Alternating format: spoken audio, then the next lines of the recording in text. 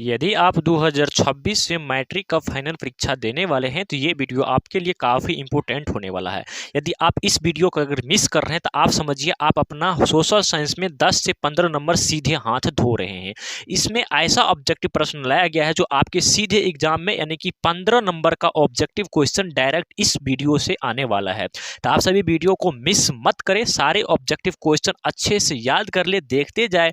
यदि किसी भी ऑब्जेक्टिव क्वेश्चन का आंसर पता हो तो उसका कमेंट बॉक्स में आंसर जरूर देंगे। वीडियो को कहीं से भी स्किप नहीं करेंगे वरना आप सभी का एग्जाम में 10 से 15 नंबर आप सभी का कम हो जाएगा। क्योंकि इतना इंपॉर्टेंट ऑब्जेक्टिव क्वेश्चन लाया गया है, सारे के सारे काफी इंपॉर्टेंट ऑब्जेक्टिव है। तो इसी कारण आप सभी जो है सो सारे वीडियो को अंत तक जरूर देखेंगे और आप सभी बताएंगे जो 40 में आप सभी का कितना सही हुआ है। ठीक है, तो चलिए, तो यहाँ पर देखेंगे ना, यहाँ पे कितना रहता है 2 घंटा 45 मिनट दिया रहता है। ठीक है, फुल मार्क कितना रहता है 80 मार्क रहता है। ठीक है ना, और ये है क्या वस्तुनिष्ठ प्रश्न है। इसमें क्या कर रहा था भाई, इतिहास, भूगोल, राजनीतिक शास्त्र और उसके बाद आपदा प्रबंधन, और 1 से 80 तक ऑब्जेक्टिव क्वेश्चन दिया रहता है। ठीक है ना, जिसमें ओमार शीट पर चिन्हित कितना करना पड़ता है तो उसमें मात्र आपको 40 ही करना रहता है। टोटल 80 ऑब्जेक्टिव क्वेश्चन में से आपको मात्र 40 ही ऑब्जेक्टिव क्वेश्चन क्या करना रहता है, ओमार शीट पर ऐसे करके गोला लगाना रहता है। ठीक है ना, जो गोला दिया रहता है जो सही है उसको ऐसे गोला लगा सकते हैं। तो चलिए, क्वेश्चन नंबर 1 से मैं क्लास को यहाँ से शुरू कर रहा हूँ। क्वेश्चन नंबर 1 है कि इस हिंद चीन में कौन सा राष्ट्र शामिल नहीं है प्यारे बच्चों। तो आप सभी को याद होना चाहिए हिंद चीन में जो है ना, ये चीन जो देख रहे हैं ना ये शामिल नहीं है। तो इसका ऑप्शन यहाँ से सी सही आंसर हो जाएगा। उसके बाद दूसरा नंबर क्वेश्चन है कि इस वियतनाम कांग्रेस कब हुआ था प्यारे बच्चों। आप सभी का 2 का राइट आंसर याद होना चाहिए। वियतनाम कांग्रेस कब हुआ था, तो ये हुआ था 1815 ईस्वी में। कब, 1815 ईस्वी में। तो ऑप्शन यहाँ से ए राइट आंसर हो जाएगा। चलिए, उसके बाद यहाँ पे मैं 3 नंबर क्वेश्चन की ओर बढ़ रहा हूँ। 3 नंबर क्वेश्चन है कि भारत में गदर पार्टी की स्थापना किसने की थी भाई। तो आप सभी को याद होना चाहिए प्यारे बच्चों, भारत में जो है ना गदर पार्टी की स्थापना लाला हरदयाल, कौन, लाला हरदयाल किया था। तो ऑप्शन यहाँ से सी राइट आंसर हो जाएगा आपका। प्यारे बच्चों, यदि आप सभी को वीडियो पसंद आ रहे हैं तो वीडियो को लाइक करते चलेंगे और चैनल पर नए होंगे प्यारे बच्चों तो चैनल को सब्सक्राइब करके ऑल पर जरूर सेट कर लेंगे। ठीक है, इतना काम जरूर कर लेंगे प्यारे बच्चों, क्योंकि हमारे इस यूट्यूब वीडियो पर जो है ना, यूट्यूब चैनल पर आप सभी को रोज जो है ना 1 या 2 वीडियो आप सभी को अपलोड किया जाता है आपके क्लास के लिए। ठीक है, क्लास 10th वालों के लिए। चलिए, उसके बाद यहाँ पे है प्यारे बच्चों क्या है कि इस द्वितीय महायुद्ध के बाद यूरोप में जो है किस संस्था का जो है उदय आर्थिक दुष्प्रभाव को समाप्त करने के लिए हुआ था प्यारे बच्चों। तो 4 का राइट आंसर आप सभी को याद रखना है, वो हो जाएंगे यूरोपीय संघ। कौन हो जाएंगे ना, यूरोपीय संघ, यानी कि ऑप्शन यहाँ से आपका डी राइट आंसर हो जाएगा। उसके बाद यहाँ पे 5 नंबर क्वेश्चन है कि नरोत्तम सिंहासन किस देश के शासक थे प्यारे बच्चों। आपसे बताएंगे नरोत्तम सिंहानुक, क्या नरोत्तम सिंहानुक जो है वो कौन सा देश के जो है सिंहासन थे प्यारे बच्चों। तो 5 का राइट आंसर हो जाएंगे कंबोडिया। तो ऑप्शन यहाँ से आपका डी राइट आंसर हो जाएगा। चलिए, उसके बाद यहाँ पे हम 6 नंबर क्वेश्चन की ओर बढ़ते हैं प्यारे बच्चों। बोल रहा है कि इस वाष्प चलित इंजन का आविष्कार किसने किया था प्यारे बच्चों। अब आपको बताना है वाष्प चलित इंजन का आविष्कार जो है ना वह किसने किया था प्यारे बच्चों। तो वह क्या था, जेम्स वाट। कौन किया था, वह जेम्स वाट ने किए थे। तो ऑप्शन यहाँ से आपका बी राइट आंसर हो जाएंगे। 7 नंबर क्वेश्चन है कि Tata iron and steel company की स्थापना कब की गई थी प्यारे बच्चों। तो आप सभी को याद रखना है Tata iron and steel company की स्थापना जो है प्यारे बच्चों ये 1907 ईस्वी में किया गया था। तो ऑप्शन यहाँ से बी राइट आंसर हो जाएगा। प्यारे बच्चों, यदि आप सभी का किसी भी ऑब्जेक्टिव क्वेश्चन का आंसर पता हो तो आप सभी जरूर बताएंगे और वीडियो पसंद आए तो वीडियो को लाइक, चैनल को सब्सक्राइब जरूर कर लेंगे, क्योंकि आप सभी के बीच जो है ना टोटल अभी 1 महीना बचा हुआ है। ठीक है, 1 महीना नहीं के बहुत ही कम टाइम बचा हुआ है। तो तब तक के लिए आप सभी के बीच ऑब्जेक्टिव क्वेश्चन मैं लाता ही रहूंगा। ठीक है ना, चाहे वो फिजिक्स हो, केमिस्ट्री हो, जो भी हो सारा कुछ लाता रहूंगा। 8 नंबर क्वेश्चन है कि गोलघर कहाँ स्थित है प्यारे बच्चों। तो 8 का राइट आंसर बताएंगे, गोलघर कहाँ स्थित है, ये हो जाएंगे पटना में। तो ऑप्शन यहाँ से प्यारे बच्चों बी राइट आंसर हो जाएंगे। चलिए, उसके बाद यहाँ पे 9 नंबर क्वेश्चन कर रहा है प्यारे बच्चों, किस अमेरिकी राष्ट्रपति ने न्यू डील लागू की थी। मतलब ऐसा कौन सा अमेरिकी राष्ट्रपति था जो न्यू डील लागू किया था प्यारे बच्चों। तो आप सभी को याद होना था, वो हो जाएगा एफडी कौन, रूजवेल्ट, एफडी रूजवेल्ट, यानी कि ऑप्शन यहाँ से आपका बी राइट आंसर हो जाएंगे। उसके बाद यहाँ पे 11 नंबर क्वेश्चन है कि नेपोलियन साहित्य किस वर्ग लागू की गई थी प्यारे बच्चों। अब आपको बताना है नेपोलियन साहित्य जो है ना वह किस वर्ग लागू किया था प्यारे बच्चों। तो ये हो जाएंगे 1800 कब, 1804 ईस्वी में, यानी कि ऑप्शन यहाँ से आपका डी सही आंसर हो जाएंगे। उसके बाद 11 नंबर क्वेश्चन है कि फ्रैंकफर्ट की संधि जो है ना कब हुई थी। तो बताइएगा प्यारे बच्चों, फ्रैंकफर्ट की संधि जो है ना वो कब हुई थी। तो आप सभी को याद रखना है 1871 में हुआ था, यानी कि ऑप्शन यहाँ से डी राइट आंसर हो जाएंगे। चलिए, उसके बाद यहाँ पे 12 नंबर क्वेश्चन है कि कार्ल मार्क्स का जन्म जो है ना कब हुआ था प्यारे बच्चों। आपसे बताएंगे कार्ल मार्क्स का जन्म कब हुआ था, तो वो हो जाएंगे आप सभी को जर्मनी में। कब हो जाएंगे प्यारे बच्चों, तो ये जर्मनी में हो जाएंगे, ऑप्शन ए सही आंसर हो जाएंगे। उसके बाद यहाँ पे 13 नंबर क्वेश्चन है कि 1991 में निम्न में से कौन सा अस्तित्व में आया था प्यारे बच्चों। क्या 1991 में जो है ना निम्न में से कौन सा जो है ना अस्तित्व आया था, तो 13 का राइट आंसर आप सभी को याद रखना है, इनमें से कोई नहीं आया था, ये भी नहीं था भाई, ये भी नहीं था, ये भी नहीं था, ऑप्शन डी राइट आंसर हो जाएगा। चलिए उसके बाद यहाँ पे 14 नंबर क्वेश्चन है कि इसे इन आर्थिक क्रियाओं में कौन सा जो है ना क्या कौन प्राथमिक क्षेत्र से संबंधित नहीं है प्यारे बच्चों। तो 14 का राइट आंसर आप सभी का याद होना चाहिए, वो हो जाएंगे बैंकिंग। क्या हो जाएंगे ना, banking, option B right answer हो जाएंगे। 15 नंबर क्वेश्चन है कि जमशेदपुर, दुर्गापुर, भिलाई एवं सलेम किस उद्योग के केंद्र है प्यारे बच्चों। तो 15 का राइट आंसर बताएंगे और 15 का राइट आंसर हो जाएंगे आयरन एंड स्टील। कौन हो जाएंगे ना, आयरन एंड स्टील, यानी कि ऑप्शन सी राइट आंसर हो जाएगा। 16 नंबर क्वेश्चन है कि प्रति व्यक्ति आय का आशय है, तो बताएंगे भाई प्रति व्यक्ति आय का जो है ना आशय क्या हो जाएंगे, तो ये हो जाएंगे औसत आय, यानी कि ऑप्शन यहाँ से आपका बी राइट आंसर हो जाएंगे। 17 नंबर क्वेश्चन है कि राष्ट्रीय विकास परिषद का गठन कब हुआ था प्यारे बच्चों। आपसे बताएंगे राष्ट्रीय विकास परिषद का गठन जो है ना वो कब हुआ था, तो ये हुआ था आप सभी को कब, तो 1952 में, ऑप्शन सी राइट आंसर हो जाएंगे। प्यारे बच्चों यदि आप सभी का किसी भी ऑब्जेक्टिव क्वेश्चन का आंसर पता हो तो हमसे जवाब पहले देने की कोशिश जरूर करेंगे। चलिए 18 नंबर क्वेश्चन है कि बांग्लादेश की मुद्रा है प्यारे बच्चों। आपसे बताएंगे बांग्लादेश की जो है ना वह मुद्रा क्या है, तो 18 का राइट आंसर बताएंगे भाई, ठीक है ना।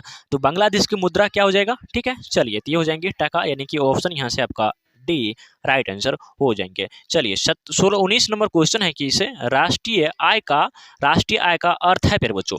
तो बताइएगा राष्ट्रीय आय का अर्थ क्या होता है, तो वो होता है आप सभी को कौन, उत्पादन के साधनों की आय, यानी कि ऑप्शन यहाँ से आपका डी राइट आंसर हो जाएंगे।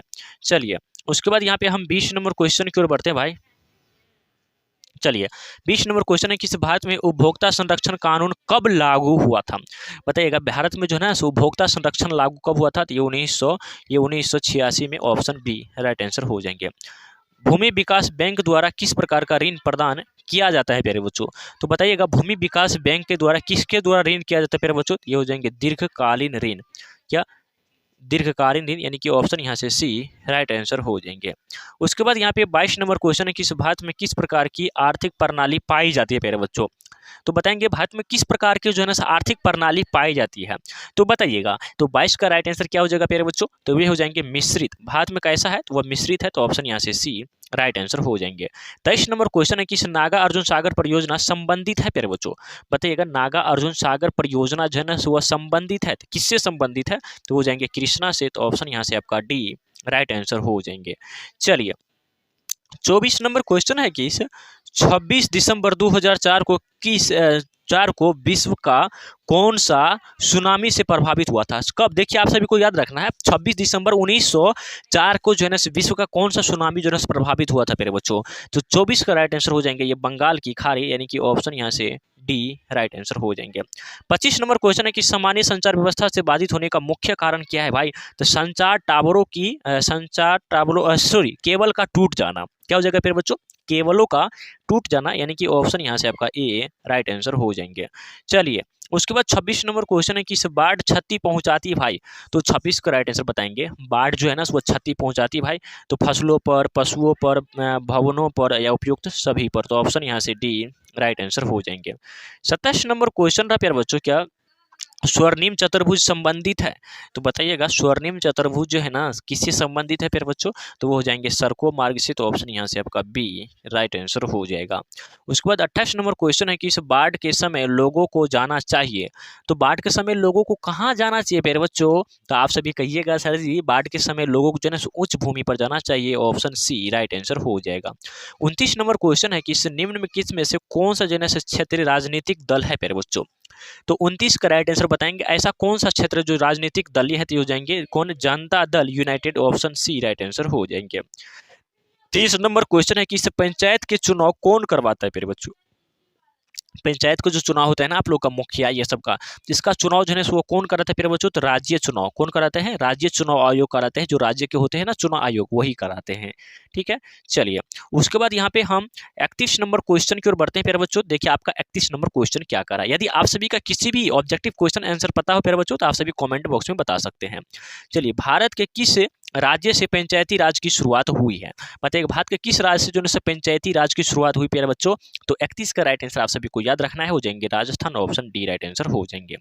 बोल रहा है कि इस वर्ष 1975 भारतीय राजनीतिक में किस लिए जाना जाता है? कब? वर्ष 1975 जो है भारतीय राजनीतिक में किस लिए जाना जाता है? तो 32 का राइट आंसर आप सभी को याद रखना है, कौन देश के आंतरिक आपातकालीन लागू हुआ था, इसी कारण जाना जाता है। ठीक है, कब? तो 1975 ईस्वी में देश में क्या होता था? आंतरिक आपातकालीन लागू हुआ था। चलिए 33 नंबर क्वेश्चन है कि तारी विरोध आंदोलन किस प्रांत से शुरू किया था? तारी विरोध आंदोलन किससे शुरू किया था, किस प्रांत से प्यारे बच्चों? तो 33 का राइट आंसर आप सभी को याद रखना है, वो हो जाएंगे Andhra Pradesh, option C right answer हो जाएंगे। धर्म को सामाजिक मुख्य आधार कौन सा मानता है प्यारे बच्चों? तो 34 का राइट आंसर आप सभी को हो जाएंगे संप्रदाय का, ऑप्शन यहाँ से ए राइट आंसर हो जाएंगे। उसके बाद यहाँ पे 25 नंबर क्वेश्चन है प्यारे बच्चों, सत्ता में साझेदारी का सही है क्योंकि? सत्ता में साझेदारी सही है क्योंकि? बताइए भाई, सत्ता में साझेदारी सही है किस लिए? तो आप सभी को याद रखना है प्यारे बच्चों, वो है आप सभी के लिए किस लिए? तो आप सभी के लिए विभिन्न समुदाय के बीच टकराव की कमी। क्या है? विभिन्न समुदायों के बीच टकराव की कमी है, ठीक है ना, इसी कारण। चलिए 36 नंबर क्वेश्चन थोड़ा बड़ा कर लेते हैं। बोल रहा है कि नेपाल में जो है ना सप्त दलीय गठन का मुख्य उद्देश्य क्या है प्यारे बच्चों? तो 36 का राइट आंसर आप सभी को याद रखना है और आप सभी फटाफट बताइएगा। तो हो जाएंगे लोकतंत्र की स्थापना करना, ऑप्शन बी राइट आंसर हो जाएंगे। चलिए उसके बाद यहाँ पे नेक्स्ट प्रश्न, यहाँ पे 37 नंबर क्वेश्चन है कि इसे भारत के इन राज्यों में कौन कोयले का सबसे बड़ा उत्पादक राज्य है? तो 37 का क्वेश्चन राइट आंसर आप सभी को याद रखना है, वो हो जाएंगे आप सभी को झारखंड, ऑप्शन यहाँ से बी राइट आंसर हो जाएंगे। बोल रहा है कि इस सौर ऊर्जा के उत्पादन का सर्वाधिक जो है ना उपयुक्त राज्य है। सौर ऊर्जा के उत्पादन के लिए सर्वाधिक उपयोग राज्य कौन सा है? तो 38 का राइट आंसर हो जाएंगे आप सभी को यहाँ से क्या हो जाएंगे? राजस्थान, यानी कि ऑप्शन यहाँ से आपका सी राइट आंसर हो जाएंगे। उसके बाद यहाँ पे 39 नंबर क्वेश्चन है कि बिहार की पहली नदी घाटी परियोजना कौन है प्यारे बच्चों? तो 39 का राइट आंसर आप सभी को याद रखना है, कौन हो जाएगा प्यारे बच्चों? तो आप सभी कहिएगा कोसी नदी घाटी परियोजना, ऑप्शन यहाँ से बी राइट आंसर हो जाएगा। 40 नंबर क्वेश्चन है कि सुंदरवन टाइगर रिजर्व कहाँ है प्यारे बच्चों? तो 40 नंबर क्वेश्चन को याद रखना है, ये हो जाएंगे पश्चिम बंगाल में, ऑप्शन ए राइट आंसर हो जाएंगे। चलिए उसके बाद यहाँ पे 41 नंबर क्वेश्चन है प्यारे बच्चों, भारत में सबसे लंबा बांध कौन सा है? तो भारत में सबसे अगर लंबा बांध की अगर बात किया जाए प्यारे बच्चों तो वो हो जाएंगे आप सभी को कौन? हीराकुंड बांध। आप सभी को याद रखना है कौन? हीराकुंड बांध, वो सबसे बड़ा बांध है। 42 नंबर है कि कौन प्राथमिक ऊर्जा का उदाहरण नहीं है? प्राथमिक ऊर्जा का उदाहरण आपसे नहीं पूछा जा रहा है, ठीक है ना। तो चलिए बताइए तो कौन सा नहीं है प्यारे बच्चों? तो वो हो जाएंगे आप सभी को विद्युत ऑप्शन यहाँ से क्या हो जाएगा ना? बी राइट आंसर हो जाएंगे। चलिए 43 नंबर है कि पूर्व मध्य रेल का मुख्यालय कहाँ है प्यारे बच्चों? पूर्व मध्य रेल का जो है ना मुख्यालय कहाँ है प्यारे बच्चों? तो 43 का राइट आंसर आप सभी को याद रखना है, वो हो जाएंगे हाजीपुर में, ऑप्शन यहाँ से आपका डी राइट आंसर हो जाएंगे। बोल रहा है कि इससे चावल है, बताइए चावल जो है ना क्या है प्यारे बच्चों? तो चावल हो जाएंगे आप सभी को कौन? खरीफ फसल में आते हैं, ऑप्शन ए राइट आंसर हो जाएंगे। 45 नंबर क्वेश्चन है कि इस निम्नलिखित में से कौन निजी क्षेत्र की कंपनी नहीं है? तो निजी क्षेत्र की कंपनी कौन सा नहीं है प्यारे बच्चों? तो आप सभी को याद रखना है, ये सेल निजी क्षेत्र की कंपनी नहीं है। तो प्यारे बच्चों यहाँ पे टोटल 45 ऑब्जेक्टिव क्वेश्चन था। कितना? टोटल 45 ऑब्जेक्टिव क्वेश्चन था। यदि आप सभी 45 के 45 ऑब्जेक्टिव क्वेश्चन याद कर लेते हैं ना तो आपका यहाँ से 15 से 10 यानी कि 15 से 10 यानी कि 20 नंबर आपको आ सकता है। 15 से 20 नंबर आपके एग्जाम में डायरेक्ट बढ़ जाएगा अगर ये 45 ऑब्जेक्टिव क्वेश्चन याद कर लेते हैं तो, ठीक है ना। तो आप सभी एक चीज जरूर कमेंट करके बताइएगा, जो आप सभी का जो है ना सब 45 में जो है ना कितना सही हुआ है, यानी कि कितना बट्टा 45 आया है, ठीक है। 20/45 आया है या फिर 40/45 आया है। ये देखिए अगर जिसका अगर 40 और बट्टा में अगर 45 आया है ना, ठीक है ना, तो उसको ठीक ठाक है भाई, ठीक है ना, और उसको तैयारी करने की जरूरत है। अगर जिसको 30/45 आए हैं ना तो भाई इसको थोड़ा सा और मेहनत करने की जरूरत है, क्योंकि आप सभी के पास टाइम कम है और इसको मेहनत करने की जरूरत है। तो प्लीज आप सभी कमेंट करके जरूर बताइएगा आपका जो है ना कितना सही हुआ है, ठीक है ना। इतना काम जरूर बताइएगा आप सभी कमेंट करके, ठीक है। चलिए तो फिर मिलते हैं किसी अगले क्लास में। Thank you so much, love you, okay bye, जय हिंद।